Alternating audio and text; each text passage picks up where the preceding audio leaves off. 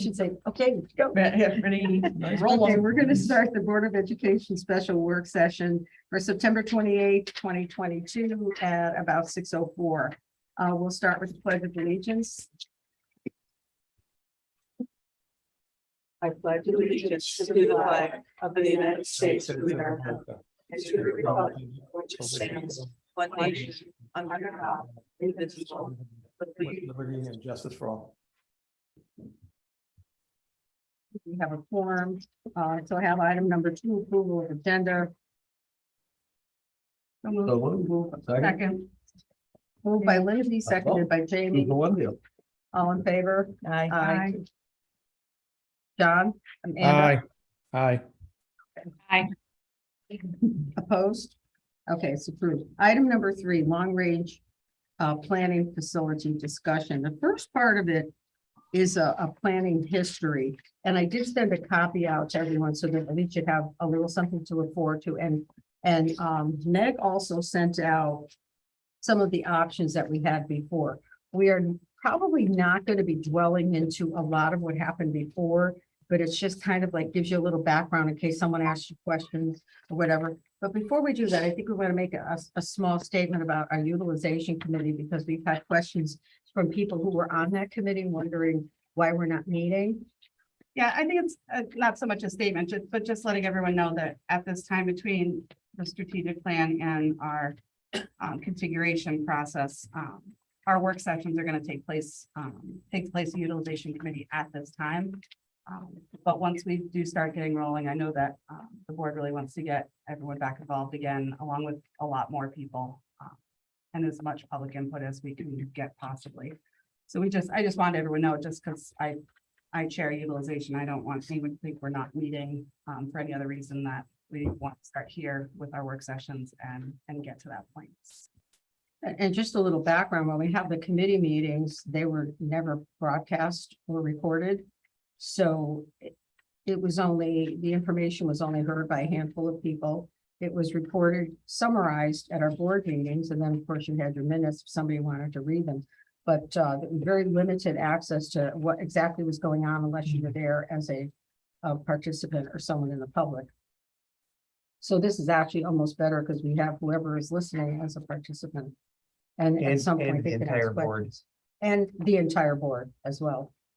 I'm sorry, is your plan to continue utilization with work sessions like this, or you're actually going to go back to regular meetings?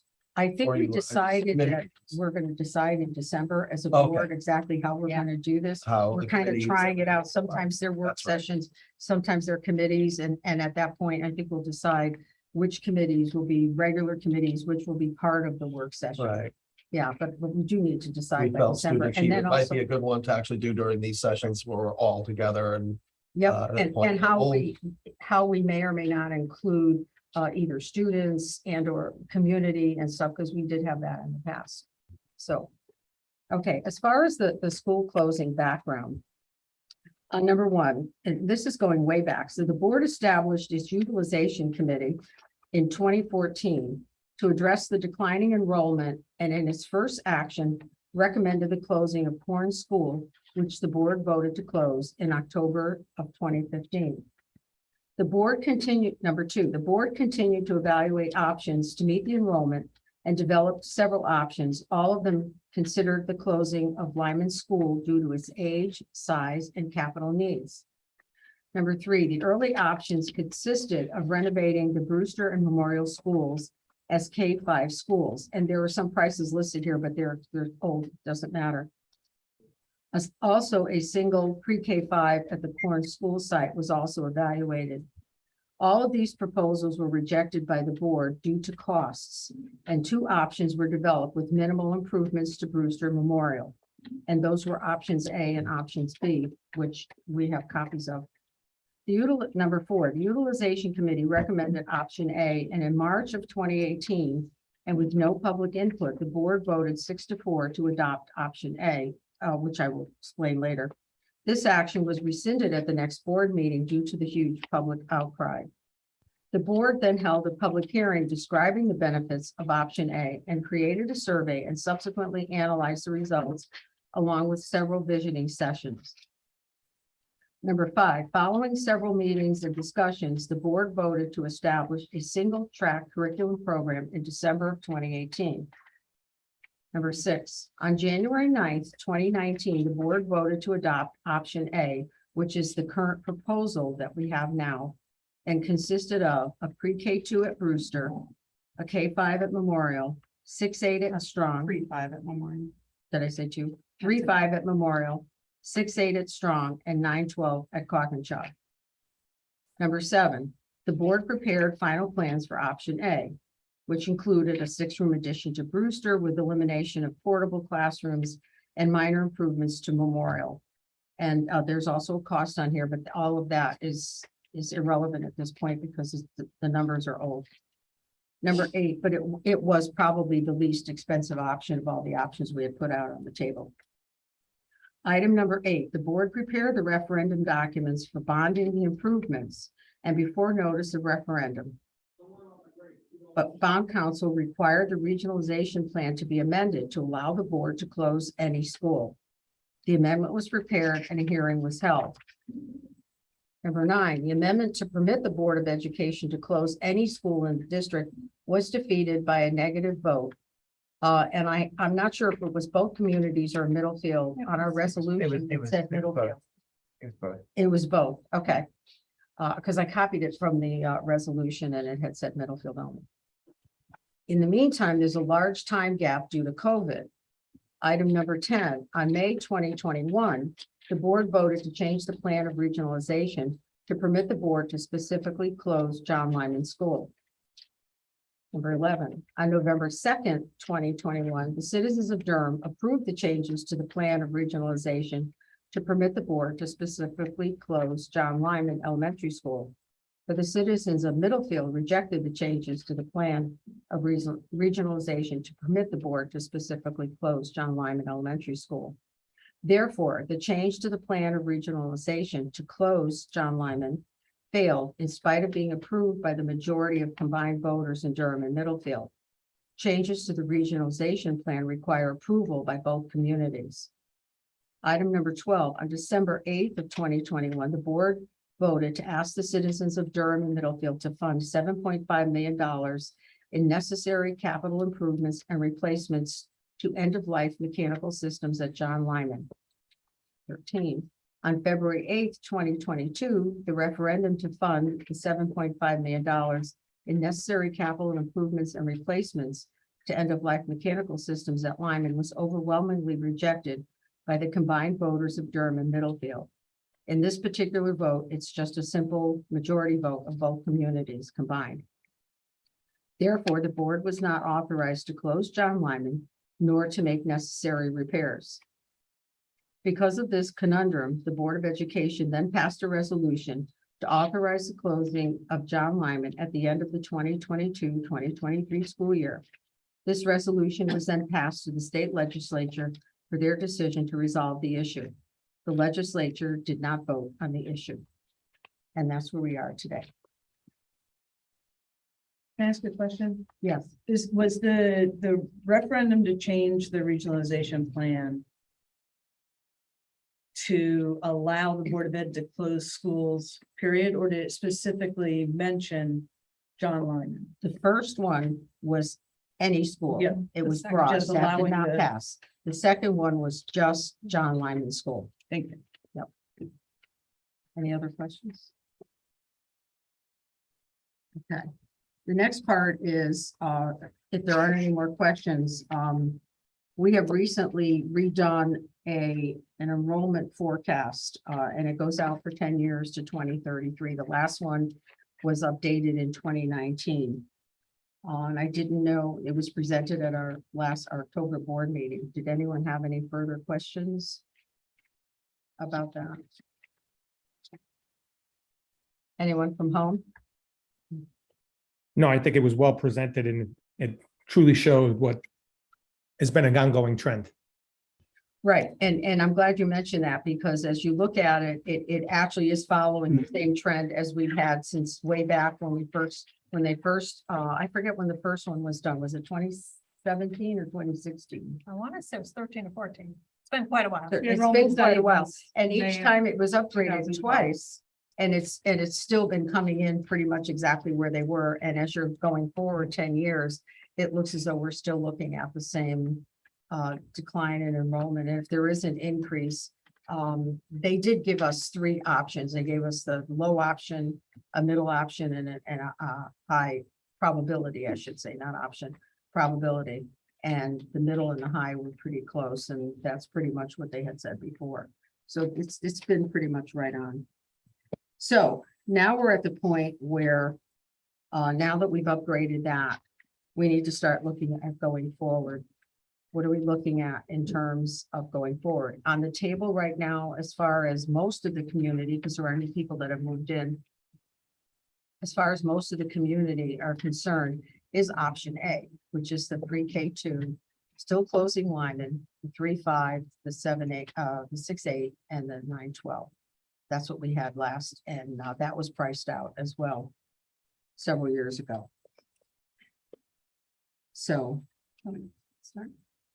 you want to say something? Yeah, I can start. Did you want to start with ideas? Or do you want me- I have some ideas, but Well, If you want. I think when we're looking at the schools and we're looking at what's happened in the past and what hasn't worked, I haven't seen much of what has worked in this history. We really need to look, we need to look at Middlefield and Durham and find out what is equitable between the both towns. We need to work together as a community. We need to find a solution that works the best for both towns. And it might not be perfect in both towns. There might be some hiccups, but I would like for our board to look at the possibility of a K-5 expansion at Memorial School. Closing Lyman, or the ability to close Lyman, if Middlefield felt that to be acceptable. 6-8 at Strong and 9-12 at Coggins. That would give schools K-5 in Memorial, and would give 6-12 in, I'm sorry, it would give K-5 in Middlefield, and it would give 6-12 at Coggins, which gives the same amount of years in both towns. I don't know the logistics of it. I don't know. I know we have a lot of work to get to that point, and where Brewster would fall in that, whether a pre-K would be involved in Brewster. But I'm open to ideas, and It seems as though I've heard loud and clear from the community is that the transitions seemingly are not acceptable, meaning, oh, we can't have, a couple years at Lyman, then have to move, or actually it was worse for Brewster. It wasn't equitable for Brewster students because they were sent to Memorial starting what, 4th grade? So Yes. they only spent a couple of years at Brewster. I don't find that personally quite difficult. I went through it as a kid. I went back and forth and it was okay with me, but that was me then. Didn't have any parental saying that was bad, but that was definitely something that we heard over and over and over again. We do not want as many transitions. I understand that. I mean, there's some comfort perhaps a parent and a child gets from that continuity. So that particular program you just presented, that option certainly would alleviate that, right? yeah, I K think through 5. it would alleviate a lot of things. I mean, it would drastically lower our building resources, our staffing, building and grounds administrator. But I think truly when we're looking at school climate and what we want for these kids, and not many districts can offer that kids are going to be in school together from K-12. We'd be able to offer that here. We'd be able to have these kids going into kindergarten, knowing each other from the beginning, never being separated, learning from each other from the beginning. Seeing kids go K-4 at Lyman and then only spending 1 year at Memorial and then shipping them off to Strong. That's just as bad as I think the extra transitions that Brewster has. It puts them in a year of kind of limbo where they don't really get to know the staff or the teachers in that building. And then they've got to start all over again at the age of 11, which we all know isn't the most pleasant of years for most preteens. yeah, it's very difficult to build community when you're only in a school for 2 or 3 years, as opposed to being in the same school building for 5 or 6 years. And community is so critical for a lot of the issues that schools are facing today because they don't have that opportunity to build those communities and so the kids can get used to each other. I'm gonna kind of defer a moment to Doug, because I'm sure that you've had some discussions with your leadership team and I'm not sure how. Yeah, that went. well, thank you for that, Lucy. Let me say this. I appreciated the history piece because I was here for the most recent part of it. And of course, we had the pandemic in all of that, but I think when we went through this last round, the thing that I heard from the community that I think troubled me the most, even in supporting what we were trying to do, is people kept saying, what's the plan? What's the plan? What's the plan? I think it's a legitimate question to ask. And I think why I'm glad we're where we are now is I think it's an acknowledgement for me anyway, and maybe for some of you to say, this is not a discussion about whether we should or shouldn't close a school. It's first and foremost, what is best for our learners in districts? What have we kind of decided through our recent adoption of the strategic plan? And what does that kind of look like? And the advantage that I had in being still relatively new is being able to kind of throw that out to our leadership team this summer. We probably spent half a day on it in small groups and then in large groups. And, you know, our leadership team has had a lot of changes since that first plan A, I think you were calling it, Lucy, was established. And so I think there were still some folks that started kind of advocating for that because they'd been part of the team with the board and the staff and the community that kind of landed there. But I think once we started talking about, Lindsay, what you just kind of threw out there as a possibility, which I understand was not really in the running based on that history. Right. There was the thought of a single K-5 school for the district on this campus at a Mhm. significant cost. And so I think educationally, there was a lot of merit to that. But I think what you said, Lindsay, about, you know, this is a regional school district and we have 2 towns. And if all 3 of the schools that we operated were in one town, that might not really build the kind of regional cooperation that I think this regional school district was founded on. So anyway, we started to, even though we were thinking about fiscal responsibility and that piece of it, we really wanted to ground ourselves in what is our vision for the future and what do our learners need? And I think what's neat about that is when we started unpacking that piece, what you just talked about became the obvious place, at least to start as a discussion point.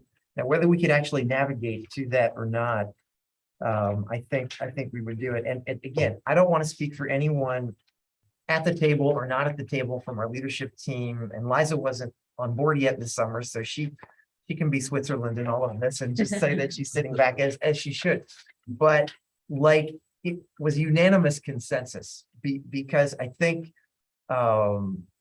and you all have already framed some of these issues for us. I think when you talk about a single K-5 school, you talk about the need that if we're really reimagining, we should be reimagining for all and get away from our roots of school choice and all of those things. And so it does that. When we talk about the transitions, yes, that's difficult for children. It's also difficult for families to invest into a school. And again, I know that different places do things differently and that becomes their normal. But when you kind of look nationally, a K-5 elementary school is kind of the prevailing model. And I think it's because it allows children and families to develop a relationship with a school during their developmental years. And it also builds longevity through like your parent-teacher organizations and things like that. And I think we're challenged in that right now, being in 3 different campuses and having these kind of grade configurations that were different. But again, without unpacking the whole strategic plan, when we talk about like this concept of a learning coach and a connection team and someone that hypothetically could follow a learner all the way through K-12, but thinking practically that might be difficult. Wouldn't it be cool if they could do it K-5 and for 6 years have that possibility? And everything we're talking about with the reimagining and the way that teachers are going to have to work together and collaborate and learners may not be assigned exactly how they always have been. I don't know how we would do that well on 3 campuses. We would try. My thought is we might get back to where we were, where some schools are ahead of other schools. There's also something, I think, just about the professionalism of if I am a 3rd grade teacher, knowing that I can collaborate every day in my building with all the other 3rd grade teachers. And I believe that was part of the rationale for option A, to say that at least all the teachers on the same grade level could be together. But here we kind of get that, plus we get the benefit for the learners. And then on top of everything else, there's this idea of fiscal responsibility. And I think we saw in this last year's budget cycle, we've been challenged by our community about saying maybe we're overstaffed. And if we do this combination, we get the educational benefit and we get the financial benefit together. And then, you know, I don't want to wind Kim up, but I mean, we've been challenged with buses and bus routes. And much of that is because we're going to 5 campuses where we could be going to 3. What I don't want to do in this moment is say that our team has exactly honed in on what would become of the Brewster campus in this scenario. But we do stand behind, we would not need 5 buildings. So we would still argue if Memorial becomes the K-5 building, and this would require capital expansion. So I mean, this is not going to be free. But it's a place where the land lends itself to that expansion, we believe. And there's already a lot of capacity. It's not being utilized on that campus. And again, that was one of the plans that you cited, that making it a K-5 was there. So we believe that piece of it is good. And again, this isn't Brewster versus Lyman. We would choose Brewster to be the 4th campus to remain active because its facility is just in such superior shape to Lyman's and would not require the same level of maintenance and capital improvements and all the things that kind of gave us. It's also deeded as educational property. It cannot be sold. We've done a little homework on that. I think we might have some more options on that than what people are saying, but that's another good reason. But even beyond that, the one thing I've tried to share with folks about our strategic planning is we're only at the infant stage of planning that. We kind of don't know what we don't know. And I personally would think it would be nice to have a facility plan that said there's some undesignated space. I mean, we had a team go to some places on Monday and come back on fire with some ideas. And I think one of their first things was, well, where would we do any of this in districts? Well, maybe we could do that. I also happen to believe at some point, either locally or driven by state action, we may want to do more preschool than we're currently doing. And I think Brewster's already our preschool center. So I think there's an option for there. I think there's even potential to maybe partner with other community and perhaps even private agencies to do something on that campus that would also support our strategic plan that I've seen done in other districts. But if you don't have a facility, I guess what I'm saying is, I don't see us building a new building to do any of that work. But I think the fact that we already own that building and it's already kind of set up educationally just makes what you said, Lindsay, as something that we ought to seriously consider. And I think our group feels like, at least on paper, it's a no-brainer to do that option versus this option A that was out there a few years ago. And that's not us judging people a few years ago. You always have the benefit looking back and saying, why did they do that? I mean, at the moment, that probably seemed like the most viable option. But I think no-brainer is part of the reason that saying the word no-brainer is part of the reason we're here, where we are with all this history, is that as a community, we need to go through it. We can't just say this is a no-brainer. Oh, right. We need to look at, to see what does each community want? What is each community looking for? How do we get to that point? We can definitely guide what we think as a board will work, but ultimately we can't do this without the community. Well, and let me clarify. I'm not saying a no-brainer that we do it. I'm saying a no-brainer that we consider it. I think to Right. your point, Lindsay, I mean, we met as a leadership team this summer. You all have given input as board members. I just think that if this is something we want to give consideration to, I'll go back to where I started. People said, what is the plan? And I think attached to what is the plan is, and what is your rationale for the plan? I think this plan deserves consideration. I think just a clarification, when you talk about Brewster, you're talking about the building, not necessarily that it will be a completely working school with you know, with a full boat of administrators. Oh, no, right. Staffing and all that. I mean, this is a It's the building. four campus idea. It's basically 3 schools. Schools And as, kind of like a swing space. that's Mhm. another Yeah. great way. Yeah, it's just right. I mean, I just want to make sure everyone's clear. What Lindsay said, and correct me if I'm wrong, and what we're saying is everybody K-5 would go to Memorial. Correct. Brewster would still be there physically. It would still be an asset for RSD13. But it wouldn't be Brewster Elementary anymore. It would be Brewster Center or whatever we would want to kind of rename it under this type of scenario. And it could serve multiple purposes. And those purposes, to your point, Linda, could change over the years. This is something that a lot of places would really, really wish for. But like I said, if they had to build new, they just couldn't afford it. And we've already got it. It's a way to maybe take advantage of our enrollment trend and be responsible educationally and also fiscally, which again, I think is all of our responsibilities collectively. I think looking at Brewster, when you look at what the state is looking at for pre-K two, it does, when we talk about being a swing building, it would lead us to be able to possibly have to accommodate a universal pre-K, which it seems like many states are starting looking at. Jen, many states are going that way. 4-year-olds, you mean? Yeah, three, Started well, three. three, four, right? Four. Three, Mhm. yeah, Three. because right now, Oh, pre-K mhm. three, I pre-K knew four. four. I didn't It get three.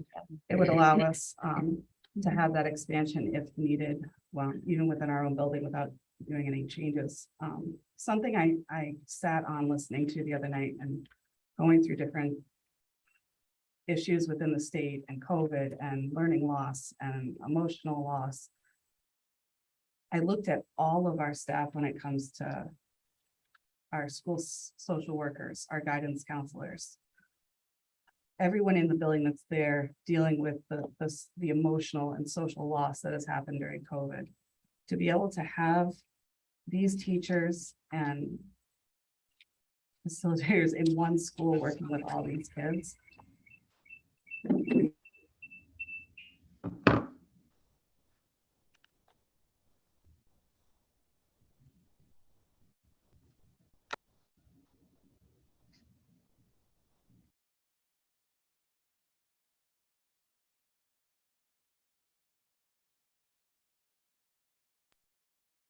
Did something happen? Can't hear anybody.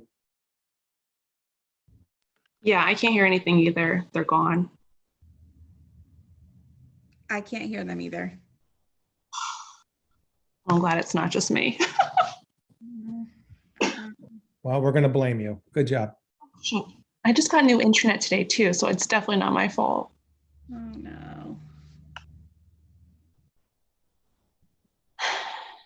Just when I wanted to talk. How you like that?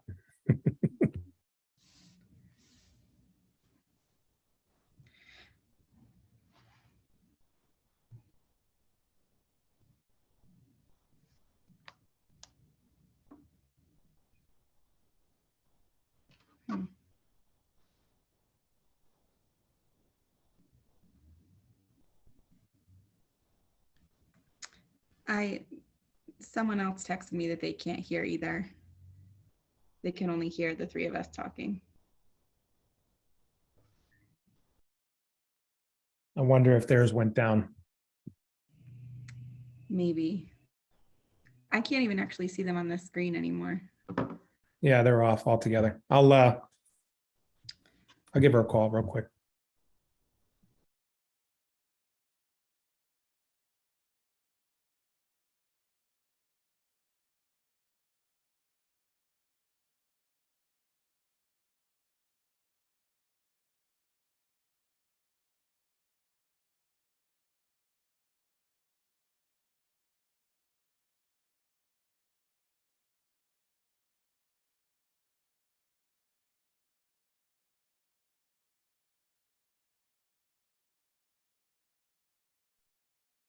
Yeah, no one's responding.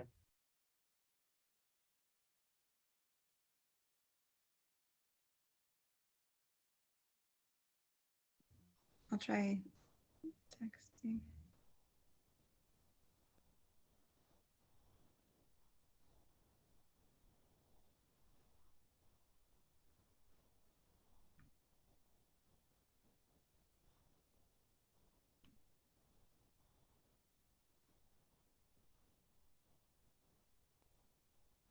I wonder if we log off and log back on.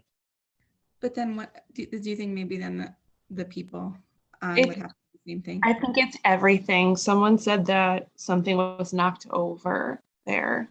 So something must have gotten messed. Oh, I think they did it on purpose. well, you can say that now because we're not being recorded anymore. Oh, wait, no, we are. We are.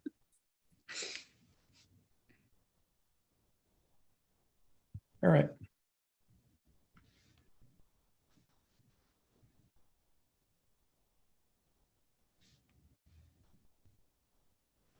Amanda, are you trying to get in touch with Lindsay? Yeah, I'm trying.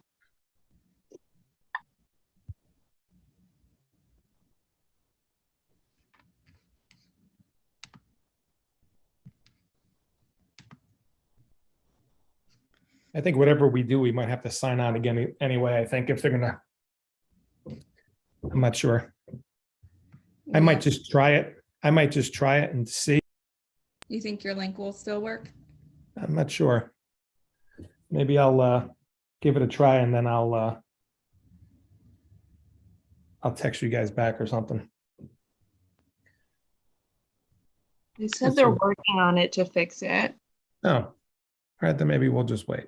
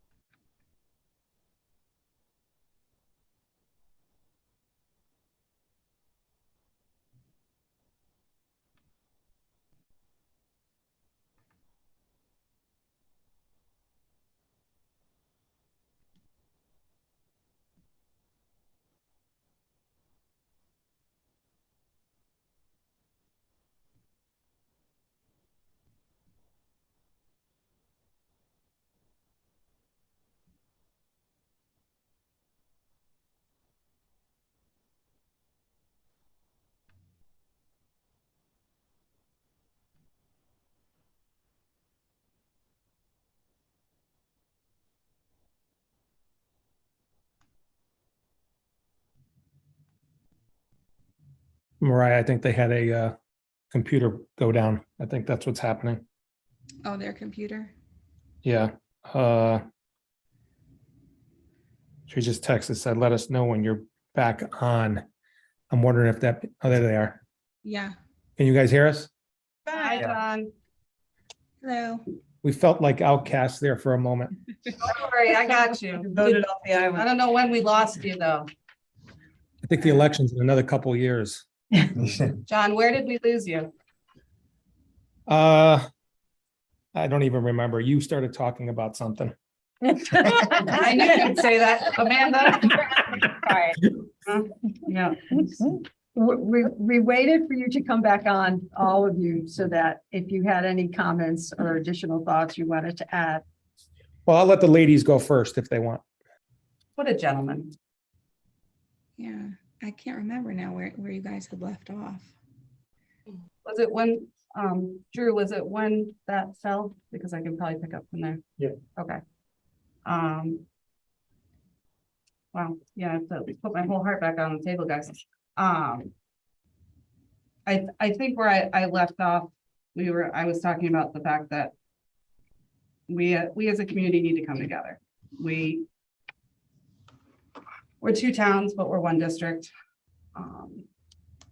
And for too many years, the division has been buildings versus buildings, parents versus parents of those buildings, towns versus towns.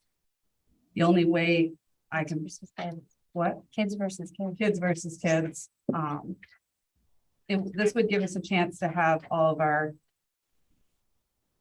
social workers and school psychologists and guidance counselors tracking these kids from the beginning.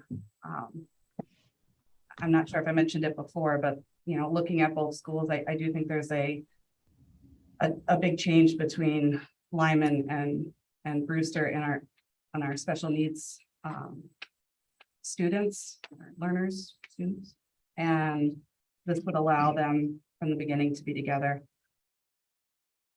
I just don't want to see it anymore. And I want to see something that's really community driven, a community decision. And I think that as a board, once we start unpacking all this and looking at pros and cons, I can't see anyone saying that this isn't a good idea for these kids. Do you think when we move to go to a single program that a lot of that division is being alleviated? I know it still exists in the later grades. I hear it now and then, and I discourage it at every opportunity. Don't be talking contemporary versus ID. Still happens, we know that, but hopefully time will take care of that aspect of things. And I think that's something that will take care of itself, I would hope. Do you have that pulse as well?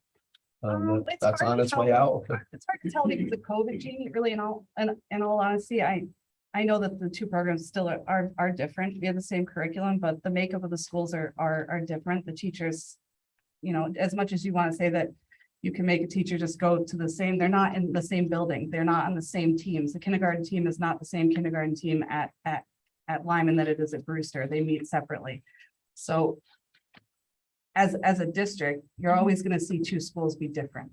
And so when kids come together in technically fifth, if you're talking about Lyman coming in with the kids that are already at Brewster, they've had a different education.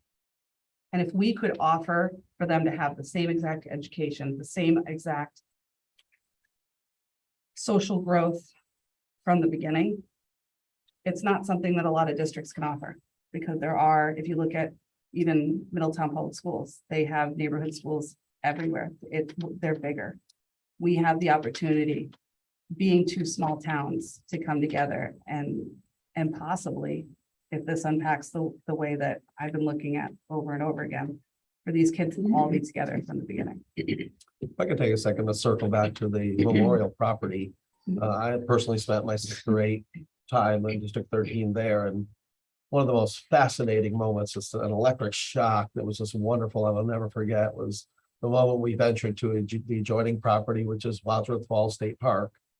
I mean, that's just a gem and a wonderful opportunity. I know we use it for outdoor education. Yeah.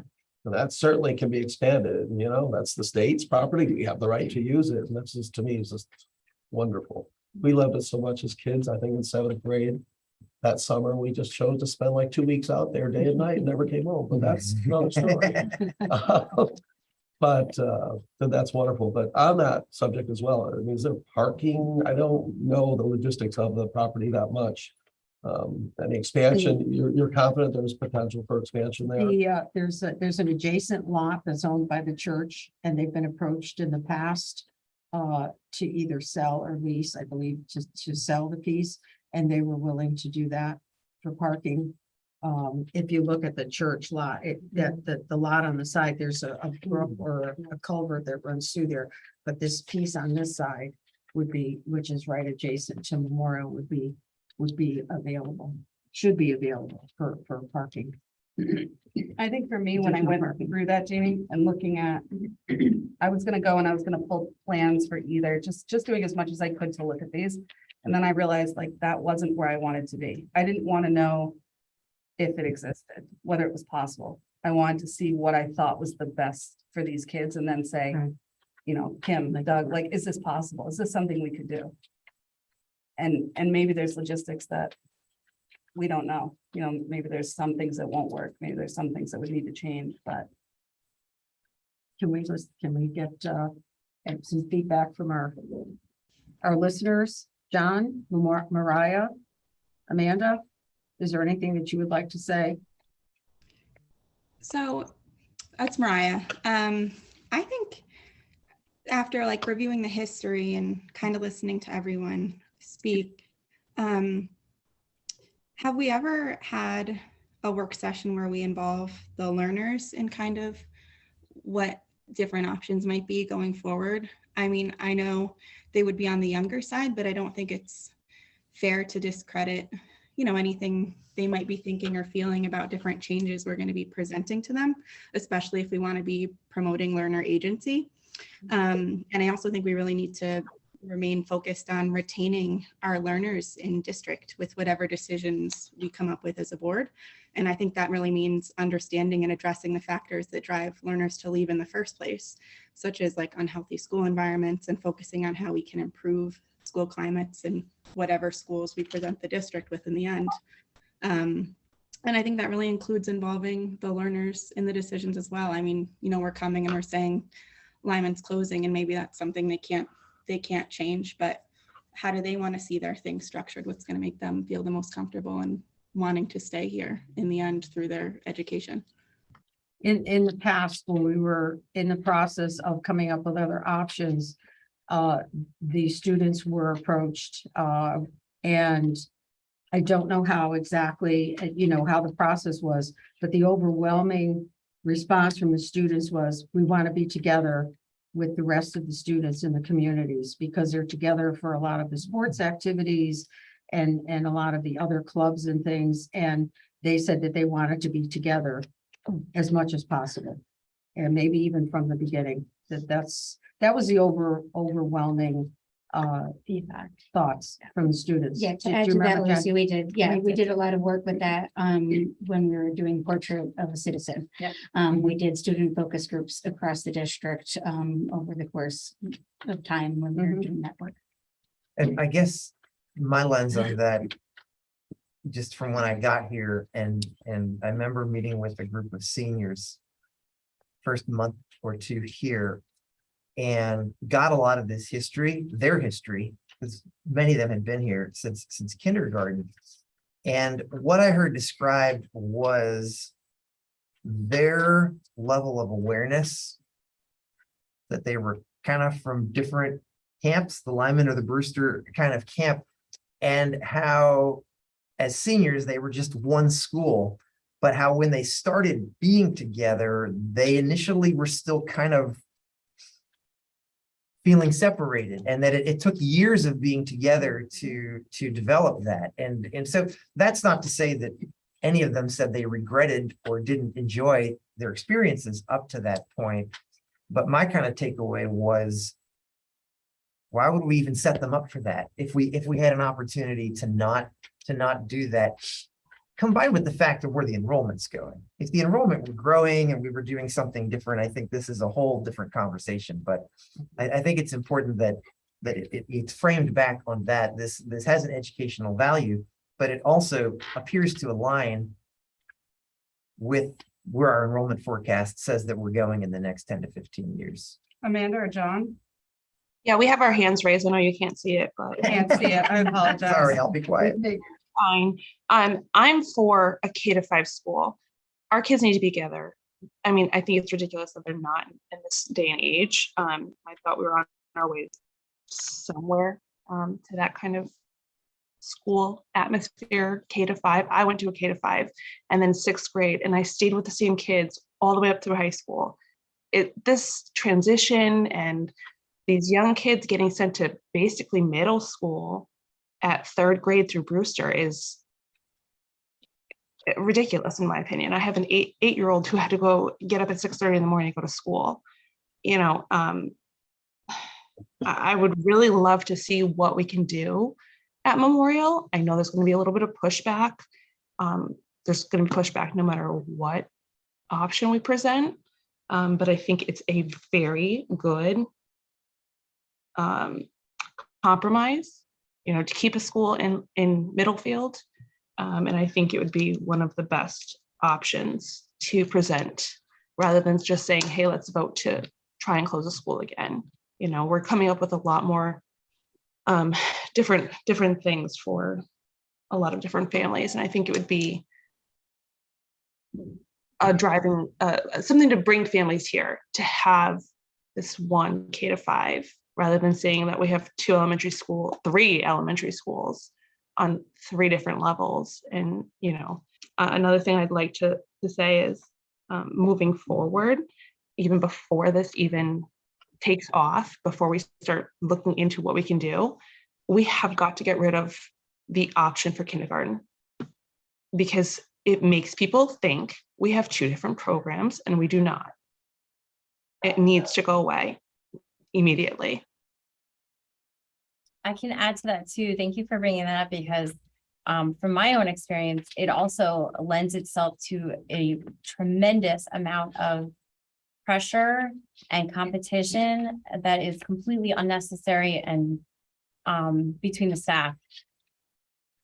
Yeah, absolutely. Yeah, it's really hard to come here this past, especially during COVID, and you go to our website, and because we have yet to figure out what is going on, you look and there, it is still 2 programs. It says John Lyman's still integrated day and Brewster is still contemporary. And when you have 2 elementary schools that are supposed to be competing for showing what their school is about, which is what the history has been, I think it's different now than it's been in the past, but that's pretty much what happened. It just lent itself to a really negative beginning, I think, for a lot of staff members. Yeah. John? I'm sure you have something to say. Good evening, everyone. Sorry I couldn't be there. I think just to hit on some points is I think the confusion to all this needs to end. I think the proposal, or at least the idea of having the K-5 at Memorial, 6 through 8, and 9 through 12 in the other 2 locations, I think is a phenomenal idea for a couple of reasons. I think it adds stability. I think the biggest thing, which is the thing that we as a board probably should be worried about more than anything else, is the fiscal responsibility that it brings to RSD13. And I think this is something I've said since the beginning. I think it is extremely important for us to focus on 3 state-of-the-art schools with 1 curriculum, with 1 community. A lot of you have already said this, so I don't want to belabor it all. But I think that if we don't have our kids together from from the beginning, and rather than having them in 3, 4 different spots, I don't think it builds a strong elementary system with 1 curriculum, with 1 sense of community, with a sense of solid growth. I think that's what we need to invest in. Doug hit on it very well there, saying that that's our investment in our schools, and those are our kids. So that investment, I think, is extremely important. I also think that we need to have a timeline here. We keep talking about this and talking about this. I know that this is preliminary, but I think moving forward as these committees or whatever these discussions are, I think we definitely need to have a timeline and discuss when we're going to move forward with this. It's not always going to be the best decision that for every family, I think, but I think this, like Lindsay said, you're giving some ownership to Middlefield, you're giving some ownership to Durham, but at the end of the day, it shouldn't be Middlefield and Durham. It should be RSD13 and all of our kids. And that's 3 state-of-the-art schools, giving them the best program and getting this redistricting done, because what we're doing right now is a disservice to our learners. And I'll just leave it at that. Now, John, you gave us a good segue into part D, which is the next steps. It's always good. Because this, I know, Thank you, because John. there's no question in my mind that this was a I'll priority. lower my hand now. Can I doesn't matter, add we one can't more see it thing anyway. just to Sure, follow up on sure. what John said about the 3 state-of-the-art schools. And again, it's hard because we're talking about, taxpayer dollars and fiscal responsibility, but sometimes we look in very short term, because that's kind of what's in front of us. We look at the children we have now and who we might have 5 years from now. But I'm going to say, if you kind of look at the history of school facilities, at some point, every school needs to have a major renovation done to it. Some places do that every 50 years, some places do it every 40, some have the benefit of doing it every 30, 25. But if we envision that this community is going to keep quality facilities up over the years, and that our schools are going to all have to be renovated at some point, it's much more fiscally responsible, to John's point, to think about over the next, I don't know, 20, 25 years or whatever, renovating 3 campuses and going to the taxpayers for that, than renovating 4 or renovating 5. And I think what we're talking about here is, you know, the first entry point would be a renovation expansion at Memorial to make it kind of state of the art, if the board supports that, and if this is where the community wants us to go.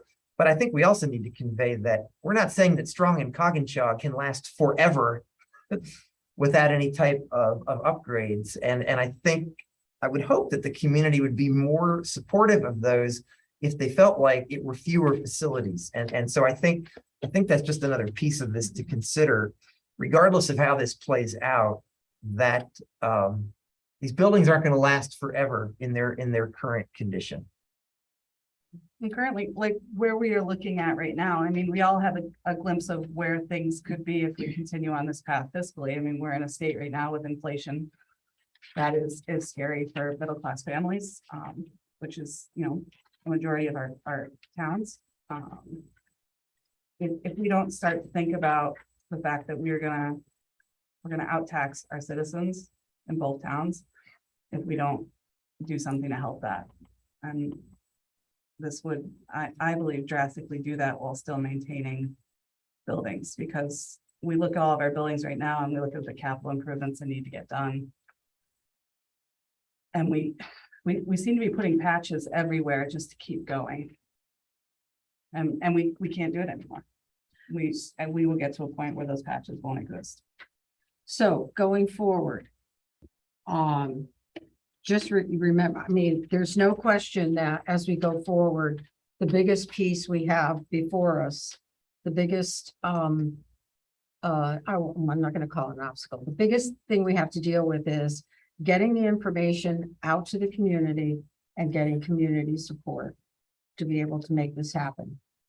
We know how we feel pretty much, but we need to get this out to the community. The last piece that the community has out there is the K2, 3, 5, 6, 8, 9, 12 configuration.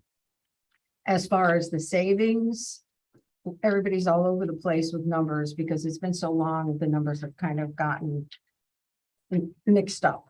So I guess we have a couple of options. Do we go back?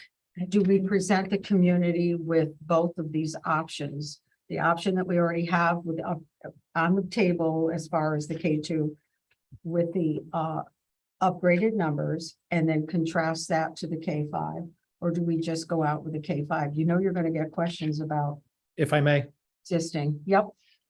I think we should stick to one plan. I think the K5 plan is probably the best plan to go out with. And the only reason why I say that, I think, is because it makes the most fiscally responsible decision for both communities. To give more than one option is just going to put a lot of emotion in it. Again, we should focus on it being the most fiscally responsible thing to do, number one, and number two, getting all these kids together, like we keep saying here, this K-5 element, this 6 through 8, and this 9 through 12, and this redistricting and moving forward, I think this is the only plan to put forward. That's just my opinion. I think the other plan completely goes against our entire goals and objectives for student achievement. It's not going to increase student achievement in this district to be as divided as they are. I'm sorry. Was that Amanda? Was that you or Mariah? I was just saying that I agree with John's point that he just made. Okay. I agree with John too, but I think the community is gonna want to, we keep saying it's the more fiscally responsible, but We need more. we need proof. We need like concrete major numbers to stand behind that statement. And I think people are gonna want to see the plan, like, okay, show me what actually has to get done to Memorial for this plan to happen. And, you know, is everything completely necessary? Because I know people are gonna say state of the art sounds fabulous, but do we really, you know, like, to keep it fiscally responsible, let's keep it fiscally responsible. Let's If not I add what doesn't need to be added. Our goal is to just make it a K-5 school and a good K-5 school, but you know, we just have to keep that in mind as we proceed, that's truly what people want to hear. They don't want to hear that, you know, it's just more responsible and not have concrete numbers and a plan. I totally agree with you on that. I'm not saying that. What I am saying is that, and let's not fool ourselves here, closing 2 schools is going to be an amazing savings. And correct me if I'm wrong, Kim, it's going to, I mean, it was just $1 million just with the 1 school. If we do 2, I'm sure there's going to be a significant amount more. That's just initially right off the bat of just closing the school, not necessarily doing anything else. Correct me if I'm wrong. No, you're right, and concrete numbers are no problem. Right, no, and I'm not saying there, I'm just saying, we're talking about presenting to the towns, like we have to show what needs to get done to Memorial. And are we talking about closing 2 schools or just 1? Closing Lyman. Just but 1. leaving And Bruce. our recommendation would be, from the staff, would be to close Lyman, retain Brewster, at least in the short term. Okay, but we as still well. have to maintain. Yes, so it wouldn't be 0 cost. We'd still Okay. have cut the So grass. limit it, and- limit, yeah, But the larger cost, in my experience, and Kim, correct me if I'm wrong, are the operational cost, staffing. okay, And so if it's not That's running, to significant. Lucy's earlier point, as a quote unquote school, right, and doesn't have to have principal, nurse, a librarian, kind of all the things that we've kind of historically, and that most places have historically done. Right. And it doesn't mean there wouldn't be any staff there. Obviously, if we have preschool there, we need That's what I was gonna preschool ask. teachers. well, I was gonna say. But that doesn't mean you need a whole school infrastructure Okay. to support 3 or 4 preschool classes. You might need like a lead teacher like you have in summer school or something like that. I'm just giving in my experience. Yeah, There I'm is- just trying to figure out numbers in my head because it's not like we're shutting down a building, like we have to maintain that. And if you're having children in the building, there's clearly going to be some expenses, significant expenses that are still coming from Brewster. So it's not the same as closing it down. I think the savings that John is talking about and that I'm talking about are the staffing changes from collapsing all K-5 so that your class ratios Yep. get kind of evened out. Mhm. And then even the fact that, you know, then again, we don't know what the support staff would look like, but right now we have 3 librarians, Mhm. 3 music teachers. We talked about some of this in the budget, and we talked about how difficult it would be to have those folks travel and be split and how disruptive that would be. Yeah.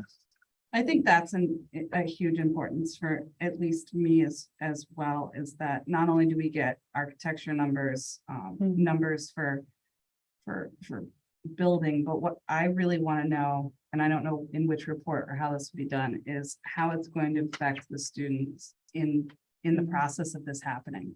Well, how will it affect certain kids that will be moving to certain grades? What this means for families, what the impact would be when things would get done.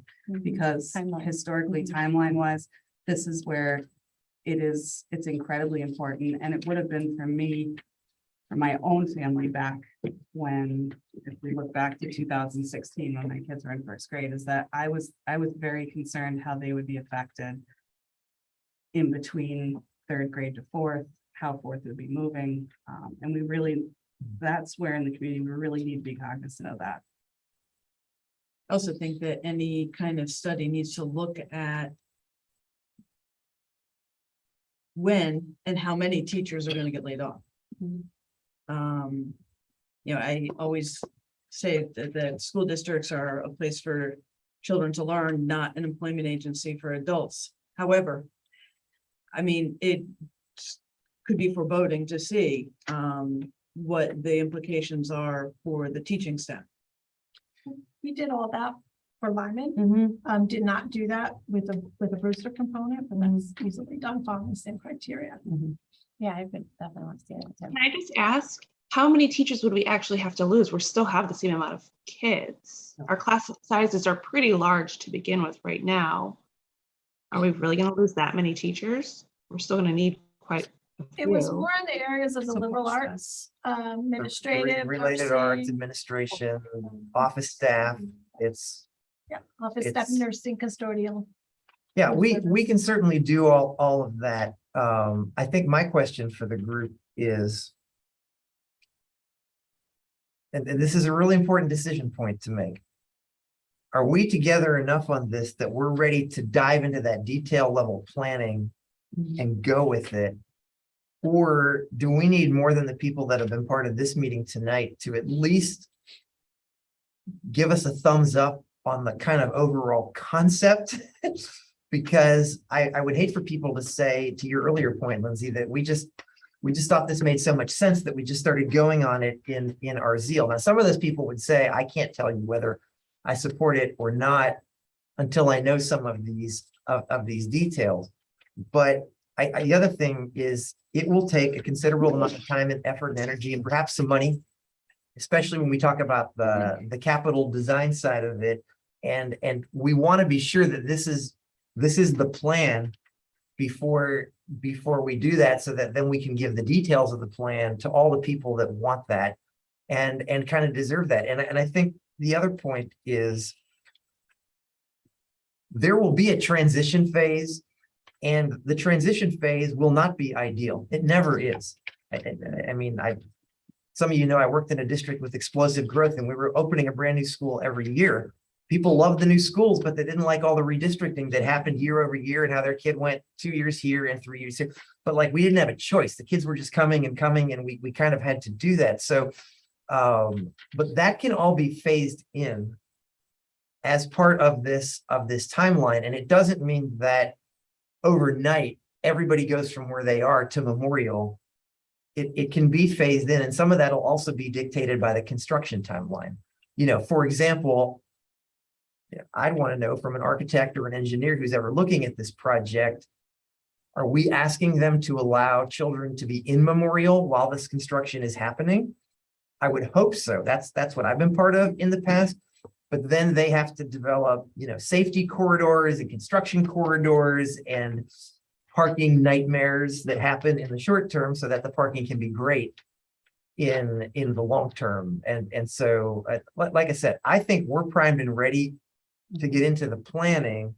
I just would ask, are we ready to do that now off of tonight? Or do we need to go out to the community in some form and fashion about this concept? Do we need to have a public hearing? Do we need to have a thought exchange? Do we need to do anything? I mean, a lot has been said about letting the community kind of weigh in on this. And I'm just asking the question, is that a first step, or is that not necessary? I think it's a second step. I think that we need more information in order to do not for a better word, thoughtful thought exchange, because putting a thought exchange out right now, maybe many of those questions would be answered by having these plans, in place, if not plans, but having the information in place. I don't want to see people for asking for information that I know we can get already. So one of the things I was saying is like a thought exchange, because it's one way. I think that the people who have been very passionate about the closing of John Lyman, I think we kind of owe them the opportunity to hear firsthand and to respond firsthand before moving into that commitment of resources to really get hard numbers for this plan. But I think like I said, there was such emotions and passion involved on both sides of that I think we kind of owe that part of the community the opportunity to hear firsthand and then respond.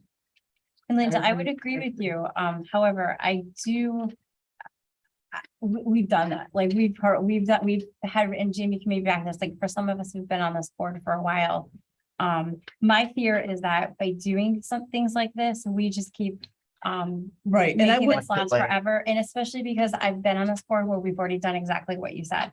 We've had so many times where so many people showed up and they did get an opportunity. And let me tell you, we've heard them loud and clear and made changes based on what they were saying to us. And so, I mean, I think that's important too, but I think what it's just going to be is just another night of rehashing what we've already know and what we've already talked about. And we already know that a building has to close. We're in a position where it's been voted that it cannot close. And then we've also been in a position where it's been voted that we cannot put any money from the budget into fixing it up or doing any work to it.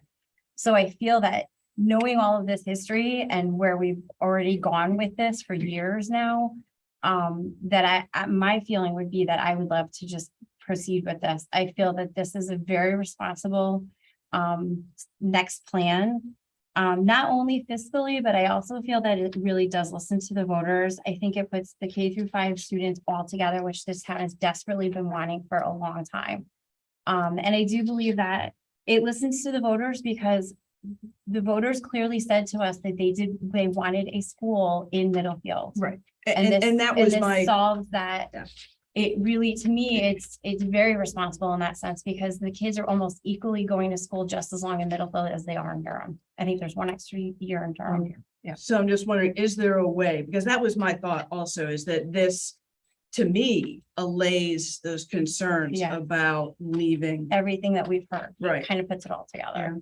But I'm also, that's also not my personal dog in the fight. And I would like to hear from people, and maybe whether it's a thought exchange or just a much more simple question to the public is, hey, does this plan, which keeps your kids in Middlefield for this time, does that allay your concerns? Because I would prefer to know rather than, I would prefer to have that kind of, yes. Rather than assume that it does allay all of their concerns. But I hear what you're saying, and I agree that I wouldn't want to drag it out. No. Into like, I agree. Well, and I think, my I only think to your- concern- oh, I'm sorry. You So go. my concern would also, like, would that be for the entire district? Or are we just saying just John Lyman parents? And then what do we do if the majority isn't happy with this either? You know, like what? Right, but it then, so doesn't- correct me if I'm wrong, but the way it works, the way that they're still gonna have to referendum, we're still gonna have to referendum, it, I'm correct? not sure about that. Okay, But however, and this is what I was gonna say, so I'm glad Yeah. you gave me that segue. We'll research that because I think under this plan, what we would need the permission to do would be to actually move away from John Lyman permanently. And that would still, I think, go back to the charter. I think reallocating learners to different buildings is fully within the board's purview.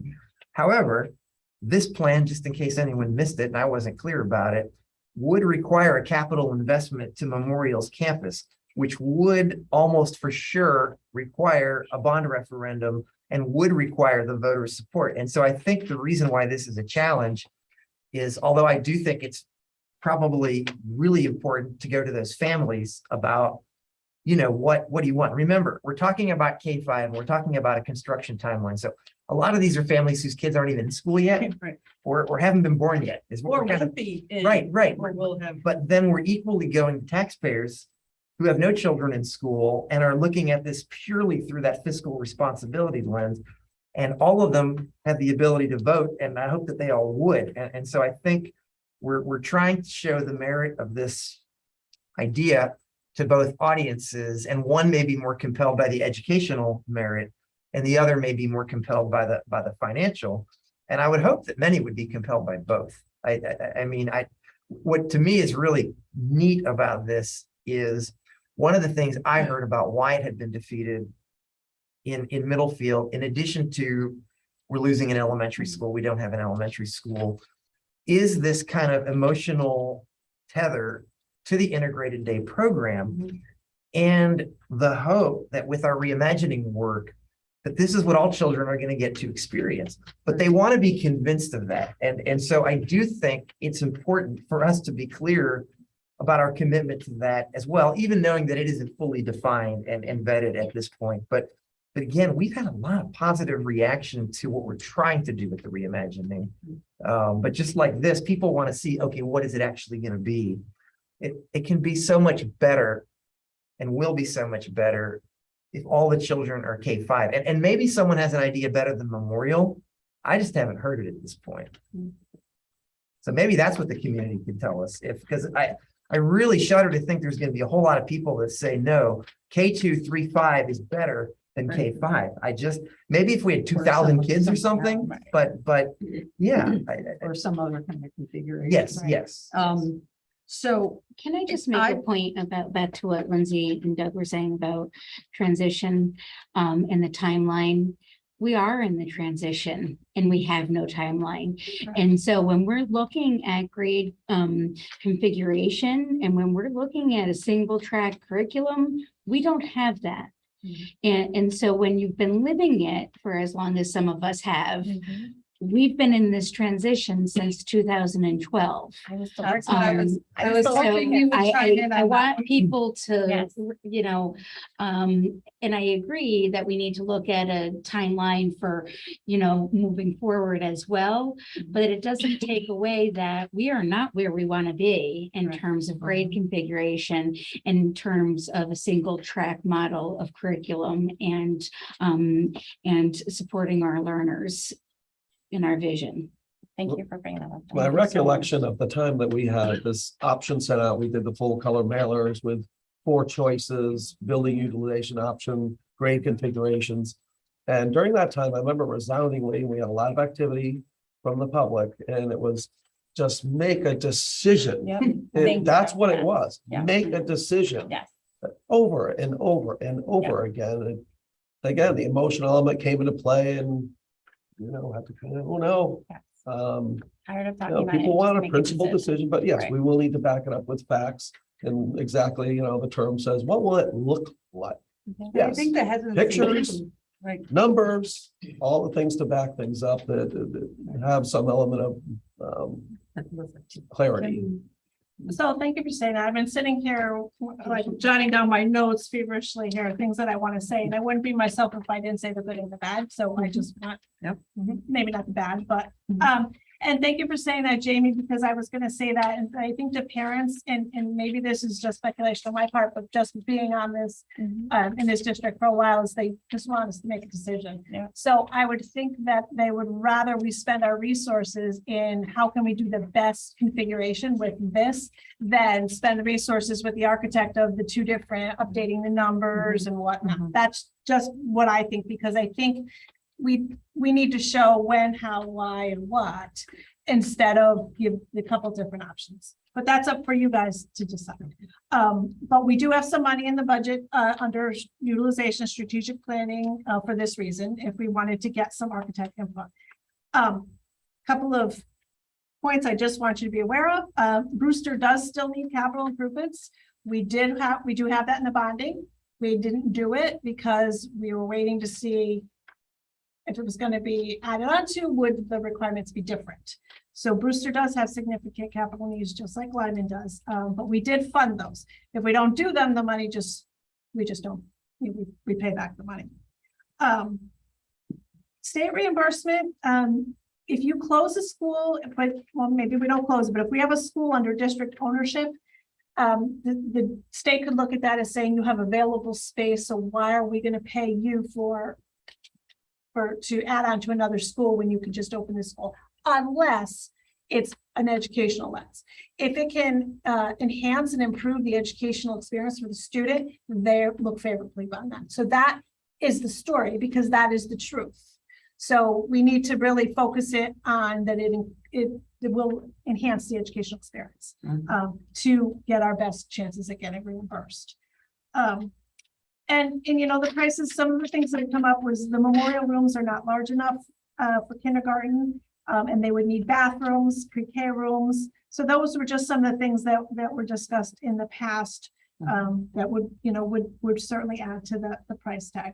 And then I just want to offer a timeline. So if we were to be able to move this along, and I would be able to apply to the state for reimbursement by June 30th of this year, we would be able to get the referendum in May. So if it could get on the May referendum. Now, it doesn't have to be by May. The latest we can do a referendum is November 15th. So even after I apply in June, we can still do the referendum later. As long as I indicate that the referendum is coming later. At that point in December is when the state tells us what projects they've approved. You get funding July 1st after that. So we'll be funded. So if we apply by June 30th of 23, in December of 23, we would know if we were approved or not. July 1st of 24, we would have the funding in place. We have 1 year to begin construction. So we would need to begin construction by June 30th, 25. And then a whole year of construction. So we would finish at, you know, depending if it took a year, by June of 26. During that time, that would be up to the architect to tell us these students would have to go here, these would go there. These are the interruptions that they would experience. But why I want to say that is that's also the year that our debt service falls kind of significantly. And I have asked our bond counsel, bond advisor to say, hey, this is, you know, what our bonding is, what our debt is. How much can we borrow in that year without increasing that debt service line at all? And it's 5.1 million. Now that could change tomorrow, interest rates and all that, but this is just a good estimate.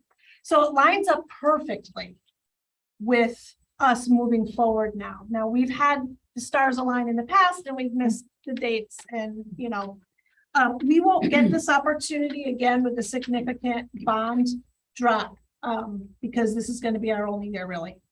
That's when it drops, and then it's kind of consistent year after year. We don't have another drop until 2041, 42. So I won't be reporting again. No, I won't be here either. So, you know, it's a really good time. It's a really good place to be in. Not here. I don't know where. I won't be here. Now, and that, you know, wouldn't increase the budget in the debt service line, but I want to make sure it doesn't mean it won't increase, the budget won't increase in other areas. It just means that line would remain constant. But you would see savings in other line items such as salaries and stuff, and all that can be computed based on best estimates.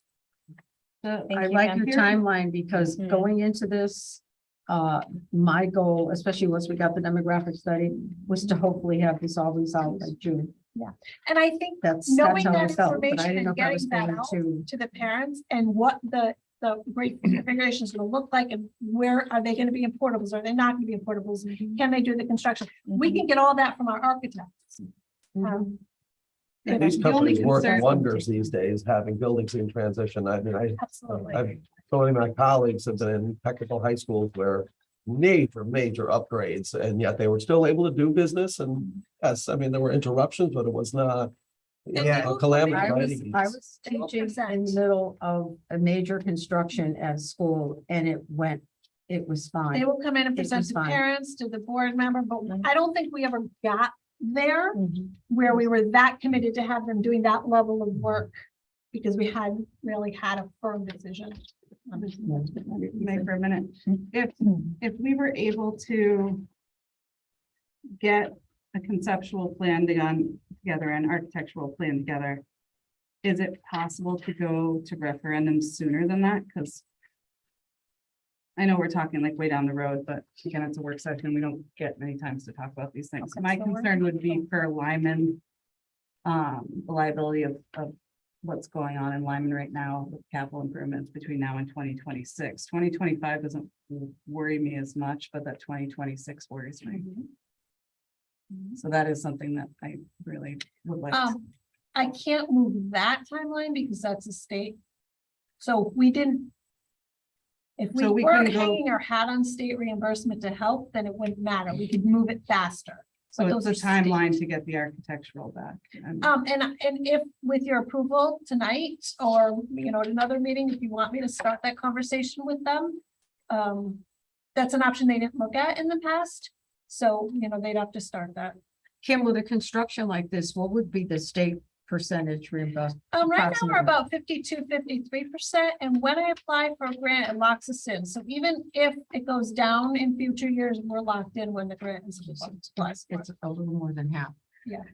As we talk about all this, one of the things that, and it's come up in different ways, is that somewhere in here, I would like to get some input from the community. It doesn't necessarily before we just get too crazy, just to make sure, because if we don't have the community support, it's going to go nowhere, no matter how good it sounds, no matter how good it's going to work. And some of their questions too, because then we can start looking into some of these things if there's stuff we haven't thought of. I'm not sure it has to be a public hearing. It could be some other type of way to reach out to the public to be able to get some input. I don't know how the Parent Square piece has developed for the community, if it's expanded a lot, or if it's only. Had a lot of people sign up. Yeah, I mean, could we use that as an avenue? Could it be a mailer that goes out? Yeah, I think you need to decide, we need to decide, what are we actually looking for? Are we looking for a thumbs up, thumbs down, or are we looking for like, what questions and concerns do people have? Or even ideas about this? And that's why I threw out thought exchange, and we just had a tutorial on that, our leadership team today, and it's almost tailor-made for something like this. But to your point about the Parent Square, we could push it out How do you get it out? way beyond what we've done before, because now we have folks that are doing that. It does require people to participate in it. And it's not a survey per se. It's not asking people to say, yes, I support this. No, I don't. But I think we're too early to really ask that question, because I think what a lot of you have kind of said in different ways is somebody might support this conceptual framework, but not the plan itself. And so I think, but what this helps us is like, hey, community, are we on the right track with this? Like, or what haven't we thought of at this point? I think that's what maybe the thought exchange could help us I would do. be okay with that, with a thought exchange. My problem with a public hearing would be that sometimes there's possibly 5 people in a room. Right. And what I think is incredibly important is to get to our families who might be watching tonight, might not be, but the families at home with the kids that are the youngest in our grades. Those are the ones that are going to have the most stake in it, for lack of a better Were word. you going to say something, Ken? Public hearing at this. The only hit- I just wanted to put the only hitch out there with the Parent Square messaging to the community is it's opt-in based. Right. So So we can I have just- to do more to advertise, we have it periodically going on the website. Hey, we've got this opt-in. Maybe this would drive more people And to opt hopefully it in. is, but it's, Yeah. people have to sign up to Yeah. receive that information. We cannot just reach people who haven't signed up. Right. No, I know that. I would Can I just chime in for a second? Sorry, there's no way for me to actually let you know I'm talking. Going back to what Maura said, the board has gone to the public several times. They've literally said, give them an option or tell us what we can do. This is giving them literally like all the information that they need.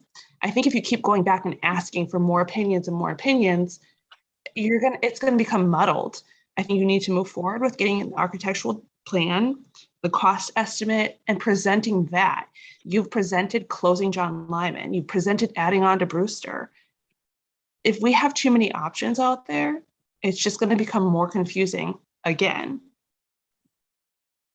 No, I don't think it makes any sense to put out additional options. And that's my but- thought about going to a public hearing and having the Parent Square and this, and I think you need to give them, this is what the board thinks would be the best option moving forward for this entire district, and then get their opinion.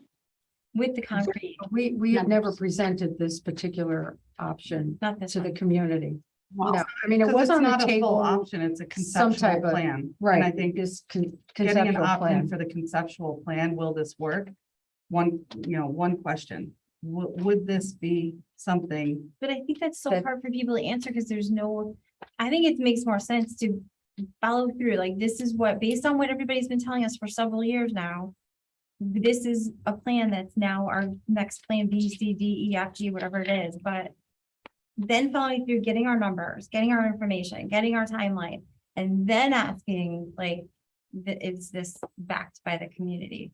Right now, we were just asking for opinions, and to me, that's just a waste of our time. And that could be a presentation by the architect with renderings and what this is Well, what. that- it's that gonna would look have Well, to and like. be I think it's a That's what good they- point, and that's what that's has to where be the thought published. exchange, although it's very good, it's really better in like a brainstorming type way. Right. And so to the points made, what if we got 8 different suggestions are we then a year from now coming back because we can't all, and so I think if the board has consensus, and I know everyone's not here tonight, but if the board has consensus that this plan has merit, we're prepared to start going into the details whenever you guys tell us to do that. And I mean, do you want to put that for like a vote at the If I meeting? may, if I may. Okay, Right. John. I'm sorry, I was putting my hand up, but Lindsay. To ring a little bell or something. Lindsay's ignoring me, but anyway, I want to say just three things. Number one, Kim's, plan that we need to decide on and meeting this timeline makes a whole lot of sense. So I'm total favor for that. The other thing I think Doug just brought up, the longer we wait, we still have buildings now that are still in play that are going to have structural and mechanical things that are going to, come into play if we keep waiting. So the timeline in that are two things that we want to try to avoid. I think to tomorrow's point is this, and I agree, we should not be putting this out. Only thing we should do, I think, is the keys are the financial impact, what they may be, and how it's going to affect our learners. And a presentation from, like Kim was just saying, to the families, letting them know how it would impact the learners and how it impacts the finances of RSD13. Knowing going through, I was part of the building process with Maloney and Platt on a security end of things. We had both high schools, which are significantly larger than all of our schools, both be renovated at the same time with learners in the building. So these builders, these companies will do whatever we want them to do to make sure that our kids are safe and that they're not going to be in harm's way. So tomorrow's point as well, too, I think we should just put out what they need to know, which is the financial impact and how it impacts our learners. Make this decision and let's move forward, because we keep talking about this. We just need to move forward. That's all I have. I would envision a community night at Memorial, once we have details and pictures and again, financial impact and student impact. I think that would be a nice route to go at where the main action is happening, would happen. And I think it's different than what happened when there were options A, B, C, and D. We don't have multiple options. We found an option that we can possibly see working. We don't have multiple options. So I think as a board, I think it's responsible of us thinking about timelines. And I just said it before, I'm concerned about 2026, and I'm concerned about adding another month into something. I want as much input in how it would work and if it would work, but we need those numbers and we need details before that. Otherwise, if we could have a thought exchange right now, and we could have some negative questions about, how would this work, because we don't have an answer to that yet. Right, And the then that criticism person, might be, that person we don't have not our plan together, so participate, how can I even answer it? have that person not participate in the next phase of it, and we lose that person in the process. And I don't want to see that. I wouldn't want someone to come to me and say, hey, do you want to do this? Especially when we're talking about people's children. See, it's getting late, guys. And our taxes, when it comes down to it, it's everyone's livelihood. It's their family and their income. Another thing I think I should add, and maybe this is just stating the obvious, but this is a very simple plan. And one of the pieces that is simple that I think makes it more palatable to the community is we're not suggesting any changes to the configuration of Strong or Coggins. And some of the past plans did that, and we've even talked about some of those. And so we're really talking about what we do for K-5 learners. And I want to go back to what Jen said earlier. The configurations we have right now, you can't explain them to anyone. When somebody comes in, Liza asked me that, and she said, why are we here and here and here? Like, I don't know, read the history, it's like, it was never intended to be a finished product. And so we live in it. And so I think the messaging is very simple in all of this. That doesn't mean people will agree with it, but at least we're not making it overly complex. And I think we've all learned with communication, whenever your message is overly complex, it just, things get very distorted. And I think this is a very simple idea.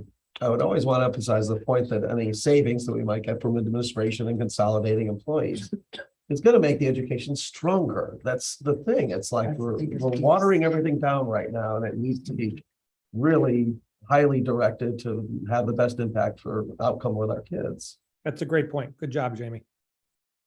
And I think too, if we're gonna give a consensus to move forward, I would just ask that we put this on the agenda for our regular next meeting to state and let everyone know we had this extensive work session, like we worked through things. Please Yep. go watch it. Please email us if there are things that you didn't hear us say, or if there are things that you can think of. Yeah. And if it's palatable to the Mhm. board, I would ask even for a formal vote that evening. I think something this big, I think it's important for all board members to be on the record and you know, if someone thinks of something between now and 2 weeks from now, I think as much as we're anxious to do this, Right. let's not do any of it until we know that the board has spoken with one voice. And again, we have a couple of members that aren't here, and that would be my concern with that too, to give them the benefit of chiming in. And Maybe, maybe even next meeting, we'll have some public comment, we'll have some. yeah, if it's on the Yeah. agenda, absolutely. I hope we would.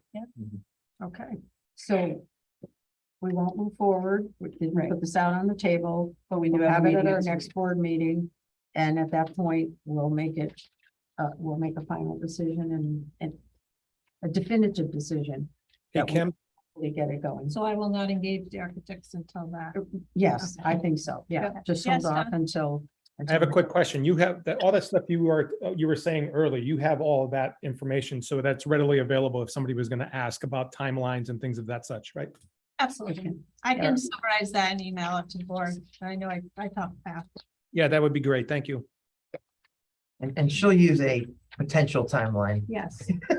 Please make sure you say that in your communication. We don't want people to say that we're already locked into this. Okay, I believe we've pretty much covered our next steps. And we're down to, as long as no one has anything else to say, we're down to adjournment. Mariah or Amanda? Mariah, Amanda, John, No, I'm good, thank you. Also, set. thank you. Motion to adjourn? Second. all in favor? Aye. Opposed? Thank you. All right, be well, everyone. You too. Oh, yeah, John.